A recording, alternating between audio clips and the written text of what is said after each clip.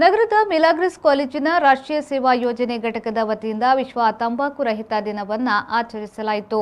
NSS ಕಾರ್ಯದರ್ಶಿ ಪ್ರಿಸ್ಟನ್ ಸಿಕ್ವೇರಾ ತಂಬಾಕು ರಹಿತ ಪರಿಸರದ ಕುರಿತು ಪ್ರತಿಜ್ಞಾ ವಿಧಿಯನ್ನ ಬೋಧಿಸಿದ್ರು.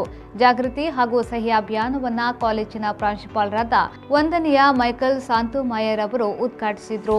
ಸುಮಾರು 650 ವಿದ್ಯಾರ್ಥಿಗಳು ನಾನು ಧೂಮಪಾನ ಮಾಡುವುದಿಲ್ಲ, ತಂಬಾಕನ್ನ ಮಾರಾಟ ಮಾಡುವುದಿಲ್ಲ ಎಂದು ಭಿತ್ತಿಪತ್ರಕ್ಕೆ ಸಹಿಯನ್ನ ಹಾಕಿದ್ರು.